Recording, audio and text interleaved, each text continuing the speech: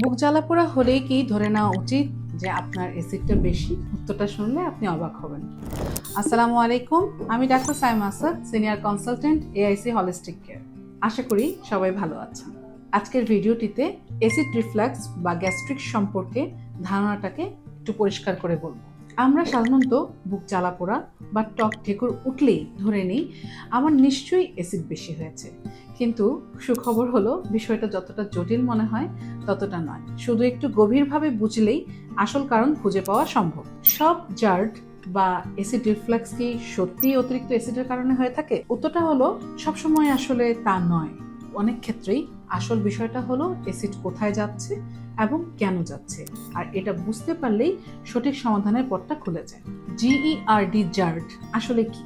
গ্যাস্ট্রোএসোফেজিয়াল reflux disease হলো এমন একটি অবস্থা যেখানে পাকস্থলীর ভেতরের উপাদান অ্যাসিড সহ খাদ্যনালীতে ফিরে আসে।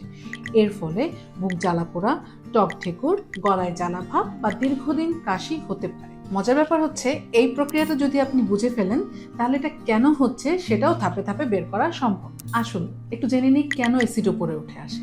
পাকস্থলী ও খাদ্যনালীর মাঝখানে একটি ভালভ থাকে যার নাম হচ্ছে লোয়ার ইসোফেজিয়াল স্ফিংটার। স্বাভাবিক অবস্থায় এটা খুবই নিখুঁতভাবে কাজ করে। সে বন্ধ থাকে, খাবার যখন যায় তখন খোলে, আবার খাবার নিচে যাওয়ার পর এটি বন্ধ হয়ে যায়। কিছু কারণে এই ভালভ মাঝে মাঝে ঠিকভাবে কাজ নাও করতে পারে, আর এটা জানাটাই প্রথম ধাপ। এই কারণটা জানতে পারলে সমাধানটাও অনেক সহজ। লোয়ার ইসোফেজিয়াল স্ফিংটারের কার্যকারিতা প্রভাবিত করতে পারে এমন কিছু বিষয় আছে, যেমন আপনার ওজন, হায়াটাল হার্নিয়া আছে কিনা, ধূমপান, গর্ভাবস্থা এবং কিছু ওষুধ, এছাড়াও অতিরিক্ত খাবার খেলে বা নির্দিষ্ট কিছু খাবারের জন্য এমনটা হতে পারে। পাকস্থলীর কার্যকারিতা স্বাভাবিক পরিবর্তন হলেও এই বিষয়টি দেখা দিতে পারে। কিছু কিছু ফাংশনাল মেডিসিন প্র্যাকটিশনার দেখেছেন যে কিছু রোগীর ক্ষেত্রে কম স্টোমাক অ্যাসিডও হজম প্রক্রিয়াকে প্রভাবিত করতে পারে, যার ফলে রিফ্লাক্সের উপসর্গ দেখা দিতে পারে। এটা সব জার্ড রোগীর ক্ষেত্রে প্রযোজ্য নয়, তবে এই সম্ভাবনাটা জানা থাকলে সঠিক মূল্যায়নের মাধ্যমে আরো ভালো সমাধান খুঁজে পাওয়া যায়। পিপিআই বা অ্যান্টাসিড কি একদমই খারাপ?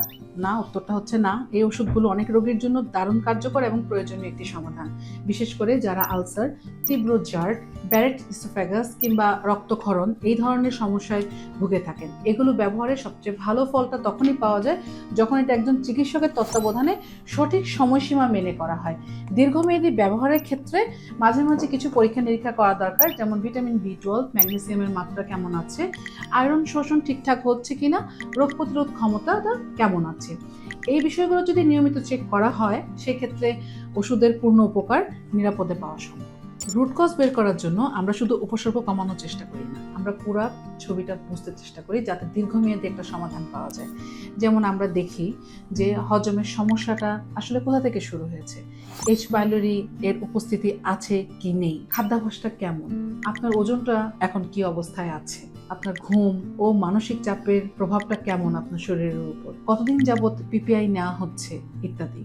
এই সামগ্রিক দৃষ্টিভঙ্গি রুট কজ ভিত্তিক সমাধানের চাবিকাঠি। সবশেষে আমি বলবো, অ্যাসিড রিফ্লাক্স মানেই যে শরীরের অতিরিক্ত অ্যাসিড আছে এমন ধারণা সবসময় সঠিক নয়। আবার কম অ্যাসিডেও সব জার্ডের কারণ, এটাও পুরোপুরি সঠিক নয়। উপসর্গের প্রকৃত কারণ খুঁজে বের করা সম্ভব এখন, আর একবার এটা জানা গেলে সঠিক সমাধানটাও অনেক সহজে হয়ে যায়।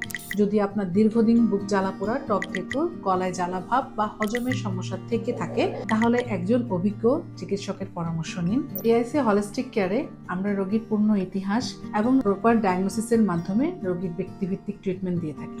ভিডিওটি আপনার ভালো লেগে থাকলে লাইক, শেয়ার এবং কমেন্ট করতে ভুলবেন না। সবাই সুস্থ থাকুন, ভালো থাকুন। আল্লাহ হাফেজ।